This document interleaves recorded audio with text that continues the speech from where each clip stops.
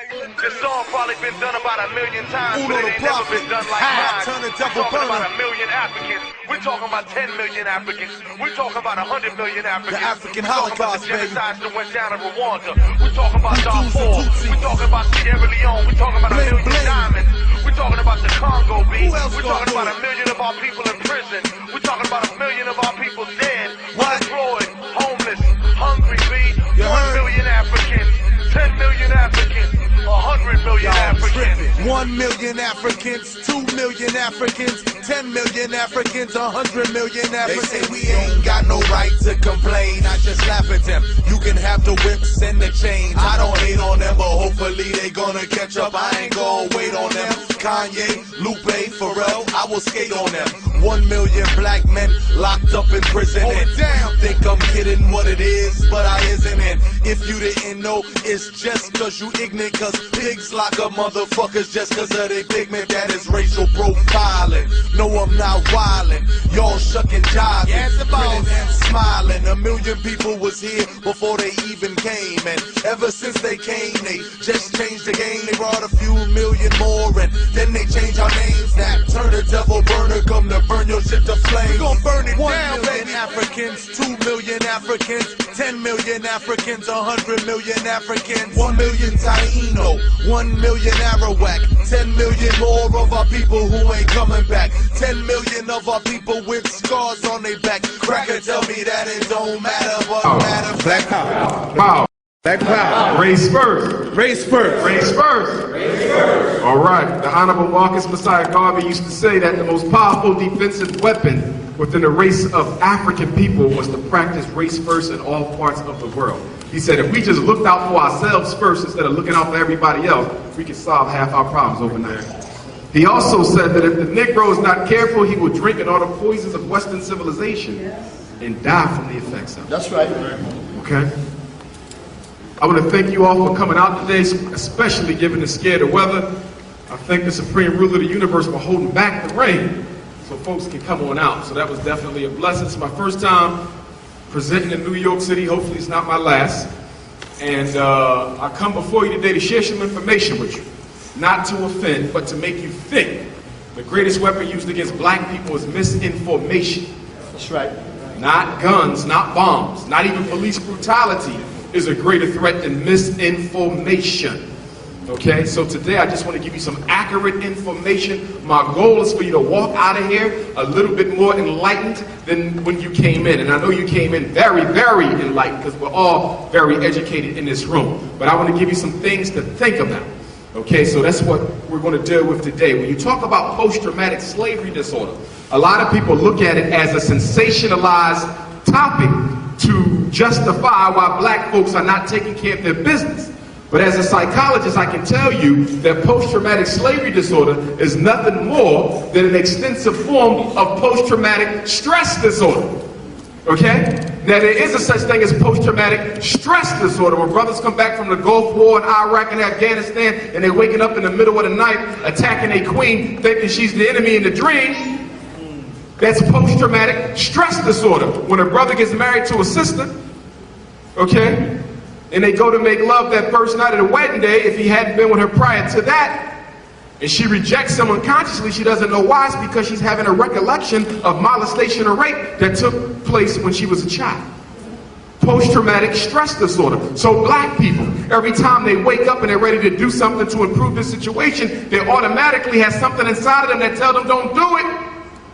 There's a fear that kicks in, an unconscious fear that prevents us from doing what we have to do. That's post-traumatic stress disorder. Slavery disorder kicking in. So does it exist? Of course it exists. Why don't Europeans acknowledge it? Because if you're going to acknowledge responsibility for creating a mental disorder in a group of people, then it automatically lays the grounds for what? Reparations. And one of the arguments that I've been making to our brothers and sisters in the reparations struggle is that you have failed to compute mental damage in the reparations amount of money. Y'all follow me? Yes. They're talking about the labor. That's one thing. That's only one piece. What about the mental damage of slavery? Why haven't we computed that yet? Don't leave out the mental. Because for those of you who haven't been to court, you know that them lawyers can get a whole lot of money off the pain and suffering. And we've been through more pain and suffering than anybody else. So I just want to make sure you understand crystal clear that most of our behavior, without a doubt, comes out of the consequence of slavery. It doesn't matter that you were not a slave. And this is where we get hung up. Well, I was not a slave, okay? But you also didn't come out your mother a drunk. But so how did you learn the behavior of alcoholism? Because it was shown to you by your elders, the living elders. You understand? Poverty. You're not born into poverty. But if you're born into the poverty mindset and is never eradicated outside of you, then you will also grow to live in poverty. My point is, mental states are passed down by conditioning and direct teaching of the community and the parents. It doesn't matter if you didn't experience it. If this brother suffers a trauma, God forbid, and I live with that brother, I can be traumatized vicariously just by knowing what he went through. Vicarious trauma. Talk to a woman whose husband suffers from Gulf War syndrome. She has been traumatized and she wasn't even there vicariously. My point is that black people teach their children to fear white people without even knowing it. That's right. We teach our children to fear white people without even knowing it. That's right. Okay? So post-traumatic slavery disorder is passed down through behavior, through role modeling, but it's also in your genes. We have to understand those two strands of DNA does not just dictate what color your eyes are going to be, how tall you're going to be, how much you weigh. You also carry within you the stress, the pain, the failures, and the successes of your ancestors. That emotional energy is within all of us. And it comes out at different times and in different ways, but we got to understand that everybody in your bloodline who came before you is still with you right here and right now. That's right. In your DNA. That's right. So we want to be clear about that. Now, if we want to talk about black people becoming whole again, we got to talk about spirituality. And one thing we got to understand is that black people are spiritual people.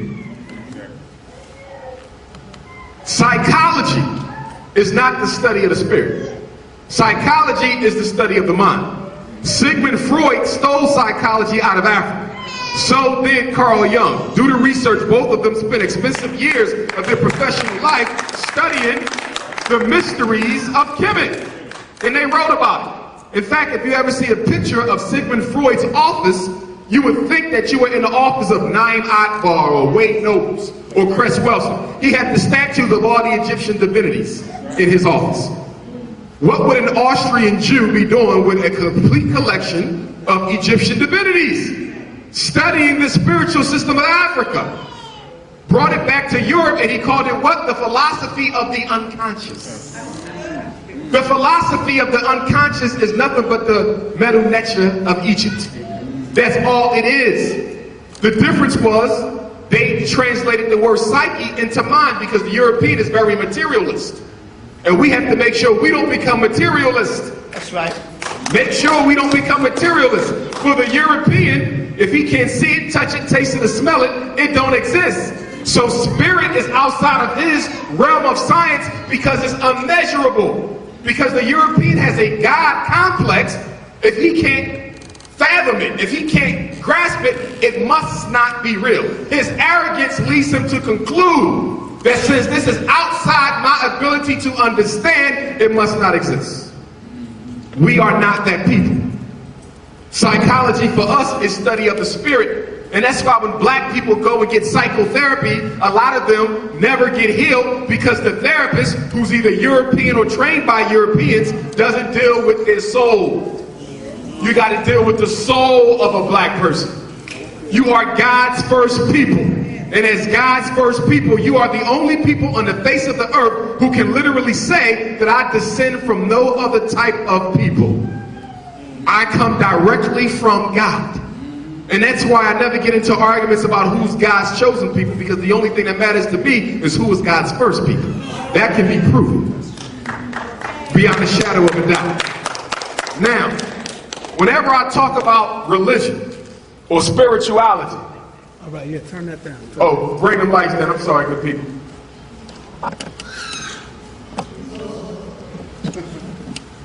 I heard one of the babies say Jesus. Now, this picture right here is the #1 selling Jesus in the black community. Okay, some of you still got it at home right now. Don't lie about it. And some of us make excuses for why it's still hanging up. This has been a keepsake in my family for 20 generations. This has been a keepsake in my family for 15 generations. My grandma got that from her grandma, who got it from her grandma, who got it from her grandma, who got it from her slave master. That's right. Okay? That's right. Now, I want to make this crystal clear. And we're not talking about religion, we're talking about the imagery that we use within the religions. Understand what the word symbol means. A symbol is an object that infers more than what it appears to on the surface. Let me say it again. A symbol is an object that infers more than what it appears to on the surface. So if we use the definition of a symbol and apply it to that picture, what is being inferred? Not just that Jesus was white, but that the God is a white man. And if the white man is God, it automatically brings the conclusion that the black man is the devil. So we have to be crystal clear that when we teach our young people, that whenever you raise up the European, who is the total opposite of the African, you are automatically denigrating yourself. See, when a black child is raised believing this to be the savior, then the brain automatically associates that image with the image of every other white man that child ever sees. And so all white men become the savior. That's right. And if the white man can be the savior of the boy, then why can't an adult white man be his homosexual savior as well? Woo. Right. T-Talk. The brain is an associating organism. It learns in pictures. Right. Everything you know right now is stored as a symbol in your mind. And one of the geniuses of African people, particularly in Kemet and other civilizations on the Nile Valley, is that they created languages and pictures. People always ask the question, why did they go through all of the hard work to create a language in pictures? Why didn't they just do what the Chinese did or the Japanese did and just come up with simple characters brought out by simple geometric lines? Dash, dash, straight line. Why did they create a picture? He could have just wrote a word. Why a whole picture? Because your ancestors knew that your brain stores information in pictures. So they gave you the language in pictures so you would have no trouble committing it to memory. It took European psychology almost 200 years to catch up to that. That's why it's in pictures, because somehow the ancients knew that everything that goes in here is stored as a picture. And one thing you got to understand about the unconscious, the realm of the spirit, is that whatever it is given, it will automatically take and draw its own conclusion if you don't do it for it. So if a child is constantly being inundated with images of a white Jesus, the unconscious will naturally associate that white Jesus to George Bush, Barack Obama, Bill Clinton, and every other white man they run into.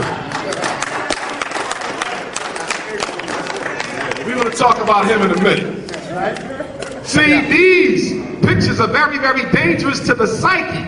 And see, some of us have this belief that as long as I know Jesus wasn't white, it don't matter. That's the biggest lie ever told.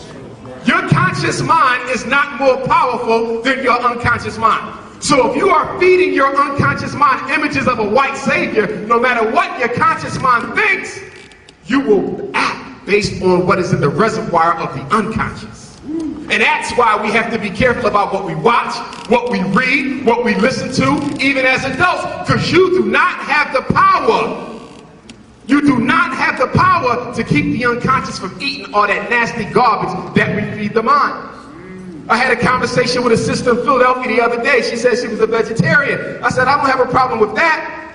But my point is, what is your thought diet looking like these days? What is the information diet? Because the fact that you don't eat meat, but you're running around with a European consciousness, hell, you dead anyway.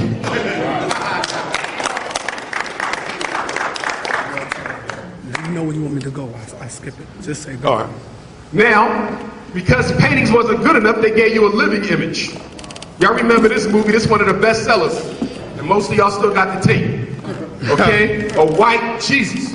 And then, flip to that next one, son, Nevin.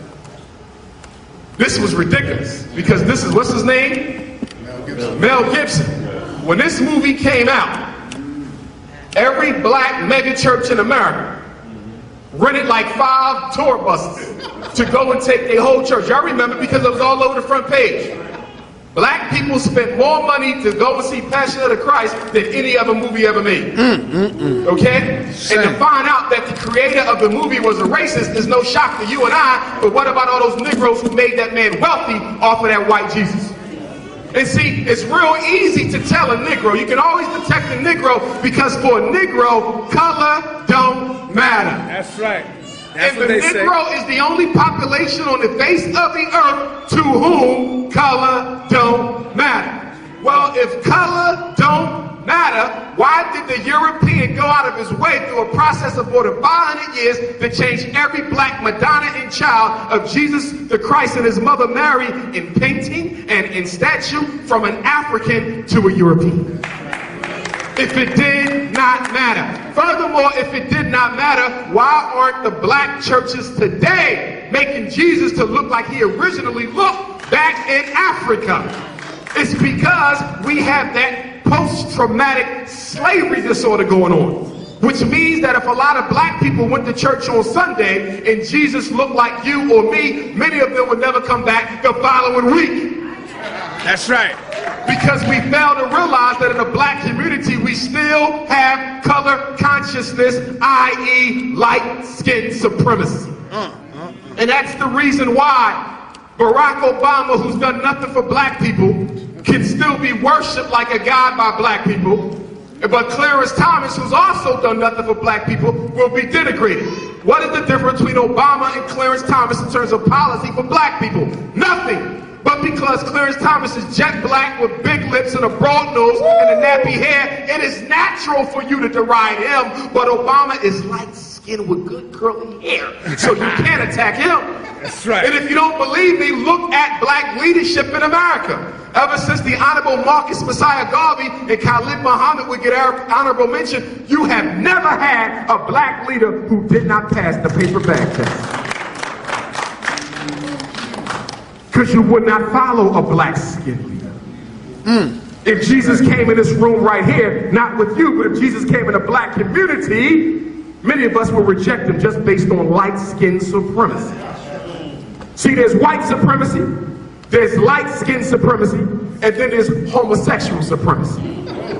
Now, homosexual supremacy is what the black community is evolving to now. That's right. Homosexual supremacy is the order of President Obama. Every president in U.S. history is given 2 directives, one international, one domestic. President Obama's international agenda is to subdue and recolonize Africa, and he's doing it through AFRICOM. His domestic agenda is to make sure that homosexuality becomes the rule of law in the black community. And we're going to get to homosexuality in a minute, but I don't want you to look at it purely as a cultural perversion. Homosexuality is a form of population control in the black community. Next slide.